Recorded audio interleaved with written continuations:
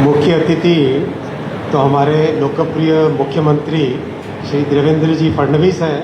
शायद हमारे कंपेयर ने गलत बोल दिया, वो रेलवे का अधिकारी है ना, तो इससे वही बोला जाएगा। इस शुभ अवसर पर आज जो पुणे से साई नगरी शिरडी साई बाबा के दर्शन के लिए जो लाखों श्रद्धालु भक्तजन पुणे से अहिल्यानगर होते हुए शिरडी जाते हैं, उनके लिए आज एक डेली सर्विस जो आरंभ हो रही है, उसके इस पवित्र कार्यक्रम में, और कार्यक्रम भी ऐसी भूमि पे जहाँ पर छत्रपति शिवाजी महाराज का जन्म हुआ हो, इस पवित्र भूमि को मैं नमन करते हुए आप सबका बहुत बहुत अभिनंदन करता हूँ, बहुत धन्यवाद देना चाहता हूँ। बिल्कुल, जय भवानी, जय शिवाजी। इस पवित्र अवसर पर हम सब के साथ वर्चुअली जुड़े महाराष्ट्र के बहुत ही डायनामिक, बहुत ही प्रोग्रेसिव और अति लोकप्रिय मुख्यमंत्री श्री देवेंद्र फडणवीस जी, जो आज मुंबई से जुड़े, सुबह हमारे साथ रंजनगांव में थे और अभी मुंबई से जुड़े हैं। हमारे साथ केंद्र सरकार में साथी मंत्री श्री मुरलीधर मोहोल जी, जो हमेशा इतना ध्यान रखते हैं, जब भी पुणे से जाते हैं कुछ न कुछ मेरे लिए खाने की चीज़ लेके जाते हैं। बहुत ही स्नेह रहता है हमारे दोनों भाइयों का। और हमारे सबके बहुत ही वरिष्ठ Shri Ram Shinde ji, chairman Maharashtra legislative council, Shri Chandrakant Dada Patil जी, जो आपके समय में जितना महाराष्ट्र में काम हुआ और उसके बाद में चुनाव के बाद में जो सफलता मिली, उसमें आपकी अध्यक्षता में किए हुए काम का भी बहुत बड़ा योगदान था। हमारे साथ पुणे की मेयर मंजूषा दीदी, कोपरगांव के एमएलसी विवेक कोहले जी, रेलवे के जनरल मैनेजर, डीआरएम साहब, मीडिया के सभी साथी, कसे आहात? मजेदार? कैसे बोलेंगे जवाब में? कसे आहात? मजेत आहे? चलिए थोड़ी थोड़ी मराठी सिखाना पड़ेगा आपको। आज बहुत ही एक मन में बहुत लंबे टाइम से था, जब चुनावों के दौरान यहाँ पर पुणे जब भी आता था तो करीब करीब 2-3 बातें सब कहते थे कि एक तो पुणे का स्टेशन की कैपेसिटी बहुत कम है, पुणे की स्टेशन की कैपेसिटी को कैसे बढ़ाया जाए। तो एक बहुत मास्टर प्लान की तरह काम हाथ में लिया, केवल पुणे जंक्शन नहीं बल्कि पुणे एरिया में क्या क्या हम कर सकते हैं, वो सारा काम हाथ में लिया। अगर हम पुणे एरिया को देखें, खड़की, पुणे, बीच में शिवाजी नगर, घोरपड़ी, हडपसर, फुरसुंगी, आळंदी, ये सारे के सारे पुणे एरिया के स्टेशन हैं। तो एक बहुत ही कॉम्प्रिहेंसिव तरीके से पूरे एरिया को स्टडी करके कई सारे काम हाथ में लिए। आप सब जानते हैं कि रेलवे का काम जब भी करते हैं तो गाड़ियों का स्वाभाविक है कि उनका टाइम टेबल पे इम्पैक्ट पड़ता है। तो कम से कम इम्पैक्ट हो और मैक्सिमम काम हो पाए, वो ध्यान में रख के सबसे पहले काम हाथ में लिया हडपसर स्टेशन का। हडपसर स्टेशन पे 3 प्लेटफॉर्म्स एग्जिस्टिंग, उनको अपग्रेड किया, उनको मॉडर्नाइज किया और एक 4th प्लेटफॉर्म सैंक्शन किया, जिससे कि हडपसर स्टेशन से डेली एडिशनल 5 गाड़ियां चल सकें। उसके बाद में शिवाजी नगर में 1 प्लेटफॉर्म और जोड़ा और 1 स्टेबलिंग लाइन जोड़ी। फिर कोच मेंटेनेंस का काम जो था, जो कि पुणे जंक्शन पे होता था, उसको घोरपड़ी में कोच मेंटेनेंस का प्रॉपर एक डिपो बना के वहाँ पे शिफ्ट करने का काम अभी चल रहा है। फिर पुणे आज बहुत बड़ा शहर है, मेरे ख्याल से पॉपुलेशन कितनी होगी?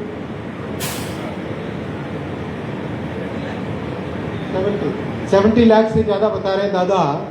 तो इतनी हाई पॉपुलेशन वाला अगर शहर है तो उसमें एक प्रॉपर मेगा कोचिंग टर्मिनल एक मेगा टर्मिनल बनना चाहिए। तो मेगा टर्मिनल के लिए पहले सोचा था उरुली, पर उरुली में जब लैंड एक्वायर करने गए तो उरुली में ज़मीन बहुत महंगी है। तो उरुली में लैंड एक्वायर करते करते करीब 300 करोड़ रुपए का खर्चा केवल ज़मीन एक्वायर करने में लगता। तो फिर और सोचा कि क्या किया जाए, तो फिर आलंदी सोचा। आलंदी में रेलवे की ऑलरेडी लैंड है, 20-25 किलोमीटर दूर है पुणे से। यहाँ पर मेगा टर्मिनल का काम हाथ में लिया है, जिसमें 9 प्लेटफॉर्म्स बनेंगे, 7 पेटलाइंस बनेंगी और 17 स्टेबलिंग लाइंस बनेंगी। और फुलसुंगी में 5 स्टेबलिंग लाइंस बनेंगी। और पुणे में जो आज 600 करोड़ रुपए के इन्वेस्टमेंट से काम चालू होगा, वो काम है आज पुणे जंक्शन में 6 प्लेटफॉर्म्स हैं। इसके 6 प्लेटफॉर्म सफिशिएंट नहीं है। और पुणे का जो कंट्रोल सिस्टम है ऑपरेशंस का, वो बहुत पुराने सिस्टम का है, RRI सिस्टम। तो 2 काम आज चालू कर रहे हैं। पुणे में 6 और प्लेटफॉर्म नए बनाए जाएंगे, यानी 6 प्लेटफॉर्म्स प्लस 6 मोर, यानी 12 प्लेटफॉर्म टोटल हो जाएंगे पुणे जंक्शन में। और जो यहाँ का ऑपरेशंस का कंट्रोल है, उसको fully digital control system, electronic interlocking बोलते हैं जिसको टेक्निकल भाषा में, वो पुणे में स्टार्ट होगा। ये दोनों काम करने के बाद में एक 3rd एंट्री बनाई जाएगी पुणे में, मेन एंट्री, सेकेंड एंट्री और 3rd एंट्री। तो 3 एंट्री होने से जो बहुत सारा ट्रैफिक कंजेशन होता है, वो ट्रैफिक कंजेशन दूर हो जाएगा। और आलंदी में मेगा कोचिंग टर्मिनल बनने से गाड़ियों की जो साफ सफाई मेंटेनेंस का काम है, वो आलंदी शिफ्ट हो जाएगा। यानी आप समझिए, जैसे टोक्यो जंक्शन में होता है, टोक्यो जंक्शन में प्लेटफॉर्म पे जब गाड़ी आती है तो पैसेंजर्स या तो उतरते हैं या चढ़ते हैं। गाड़ी का मेंटेनेंस का काम टोक्यो जंक्शन में नहीं होता है। मेंटेनेंस का काम वहाँ से कुछ दूर है, 25 किलोमीटर या 30 किलोमीटर, ओमिया कोचिंग टर्मिनल है, वहाँ पे जाके सारा मेंटेनेंस का काम होता है। तो ओमिया से जब गाड़ी निकलती है तो साफ़ सुथरी मेंटेन होके निकलती है। यही फैसिलिटी, यही काम अब पुणे से भी चालू होगा, जिससे कि पुणे जंक्शन में गाड़ी जो आएगी वेल प्रिपेयर्ड, साफ़ सुथरी, वेल मेंटेन, आलंदी टर्मिनल में सब काम कंप्लीट होकर पुणे जंक्शन पे आएगी। तो पुणे जंक्शन और पुणे एरिया की टोटल कैपेसिटी डबल हो जाएगी और पुणे से 20 गाड़ियाँ एक्स्ट्रा चला पाएंगे, 20 गाड़ियाँ। ये सारा काम आने वाले 3 वर्षों में कंप्लीट करेंगे और within 3 years, within next 1000 days ये सारा काम कंप्लीट करके पुणे के निवासियों के लिए एक बहुत अच्छा फैसिलिटी तैयार होगी। साथ ही साथ पुणे से मुंबई के बीच में जो हमारी लाइफलाइन है, इसमें बहुत सारे काम हाथ में लिए हैं। आप सब जानते ही हो कि माननीय प्रधानमंत्री जी ने कई नए प्रोजेक्ट हाल ही में अप्रूव किए हैं। उन प्रोजेक्ट्स में 3rd लाइन और 4th लाइन के प्रोजेक्ट्स खास हैं। तो right from Pune up to Mumbai, और मुंबई के एंट्री से पहले कर्जत और ये लोनावाला और ये सारे जो रास्ते में एरिया है, इन सब में 3rd लाइन और 4th लाइन का काम बहुत जल्दी आगे बढ़ेगा और आगे बढ़ के एक बहुत अच्छी कैपेसिटी क्रिएट हो जाएगी हमारे पुणे और मुंबई के बीच में। लेकिन वहीं पे नहीं रुकना है।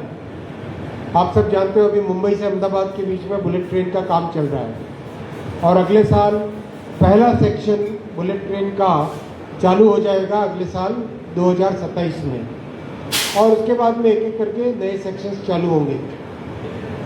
आने वाले समय में जो इस साल के बजट में अनाउंस हुआ है, मुंबई से पुणे और पुणे से हैदराबाद, ये 2 नए बुलेट कॉरिडोर्स का पुणे को बेनिफिट मिलेगा।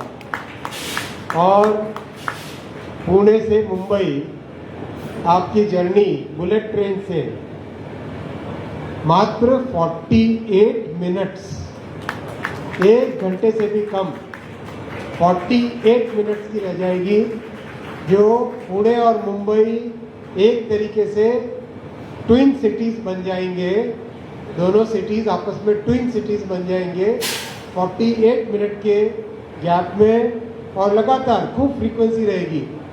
बुलेट ट्रेन की जब शुरुआत करते हैं तो 1 घंटे में, हर 1 घंटे में चलती है। उसके बाद में धीरे धीरे उसकी फ्रीक्वेंसी बढ़ा के और भी फ्रीक्वेंट, यानी आधे घंटे में, 15 मिनट में, इस तरह से बुलेट ट्रेन की कनेक्टिविटी आएगी आने वाले समय में। और पुणे से हैदराबाद 2 घंटे 8 मिनट, 2 घंटे 8 मिनट, यानी मुंबई, पुणे, हैदराबाद, अहमदाबाद, सूरत, वापी, ठाणे, ये सब आपस में इतना बड़ा एक अच्छा इकोनॉमिक कॉरिडोर बन जाएगा, जो कि महाराष्ट्र के लिए, पुणे के लिए, देश के लिए बहुत बड़ी एक ताकत बनेगा। कई सारे प्रोजेक्ट्स हैं जो आज महाराष्ट्र में चल रहे हैं।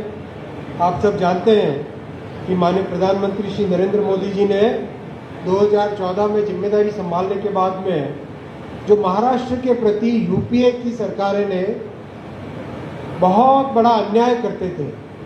इतना विशाल प्रदेश, मात्र 1100 करोड़ रुपए का रेलवे का बजट होता था। मोदी जी ने 2014 में देश की जिम्मेदारी लेने के बाद में पहले इस बजट को डबल किया, फिर 3 गुना किया, फिर 4 गुना किया, फिर 10 गुना किया, और आज 20 गुना प्रोजेक्ट है बजट महाराष्ट्र के लिए 23,900 करोड़ रुपए का। 23,900 करोड़ यानी करीब करीब 24,000 करोड़ रुपए का बजट है महाराष्ट्र के रेलवे के डेवलपमेंट का। इतना विशाल बजट, इतना ज़्यादा काम इतिहास में रेलवे के आज़ादी के बाद से कभी नहीं हुआ था, जो मोदी जी के कार्यकाल में हो रहा है। और अब तो केंद्र में मोदी जी, महाराष्ट्र में देवेंद्र जी, और पुणे में मेयर भी बीजेपी से और एनडीए से। तो अब सब मिलके इतना तेज़ी से काम चल रहा है कि बताते हुए मज़ा आता है, हर्ष होता है। इन 12 वर्षों में मलेशिया एक देश है पूरा, उस पूरे देश का जितना नेटवर्क है, मलेशिया देश के नेटवर्क से ज़्यादा रेलवे ट्रैक महाराष्ट्र प्रदेश में इन 12 वर्षों में बने हैं। इतना तेजी से काम मोदी जी के समय हो रहा है। महाराष्ट्र में 132 स्टेशन का नव निर्माण हो रहा है, जिसमें से 19 स्टेशन का काम पूरा हो चुका है। और स्टेशन भी इतने सुंदर बन रहे हैं कि आप सब जानते हैं कि मोदी जी ने कहा है कि भाई अगले 50 वर्षों के हिसाब से प्लानिंग करो। मैं अगर आपको पुणे के स्टेशन बताऊं, ये है हड़पसर स्टेशन, दिख रहा है भाई पीछे, ये हड़पसर स्टेशन।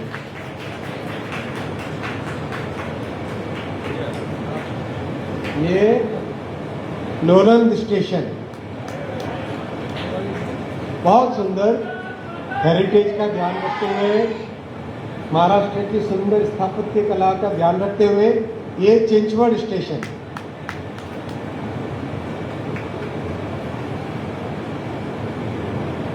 ये सतारा स्टेशन,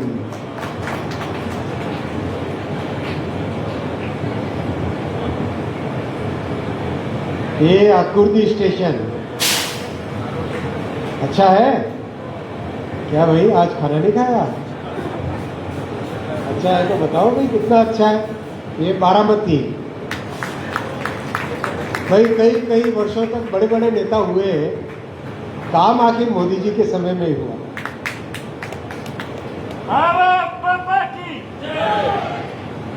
ये उरुली स्टेशन,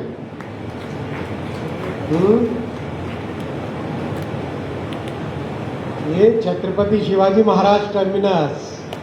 इतना सुंदर बन रहा है, बहुत कठिन काम है, मैं मानता हूँ बहुत कठिन काम है, क्योंकि इतना हैवी ट्रैफिक है। इतने हैवी ट्रैफिक को डिस्टर्ब किए बिना काम करना है। विदेशों में क्या होता है कि जब रेलवे की स्टेशन का काम चलता है तो सारा ट्रैफिक बंद कर देते हैं। कई ऐसे एग्जाम्पल्स हैं दुनिया में जहाँ 5-5, 6-6 वर्ष तक ट्रैफिक एकदम बंद कर देते हैं। हमारे यहाँ तो ऐसा नहीं कर सकते हैं, ट्रैफिक बंद नहीं कर सकते, तो ट्रैफिक को चलाते हुए काम करना है। तो काम बहुत कठिन है, लेकिन बहुत सुरक्षा का ध्यान रखते हुए, पैसेंजर्स का ध्यान रखते हुए काम बहुत अच्छी स्पीड से सब जगह चल रहा है। ये छत्रपति संभाजी नगर का स्टेशन, छत्रपति संभाजी नगर का स्टेशन।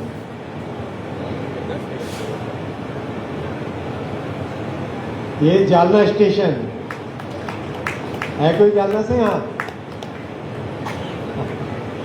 हमारे दानवे जी साथ थे, मेरे सीनियर, बहुत मन से उन्होंने इसका डिज़ाइन किया। श्री छत्रपति शाहू जी महाराज टर्मिनस, कोल्हापुर।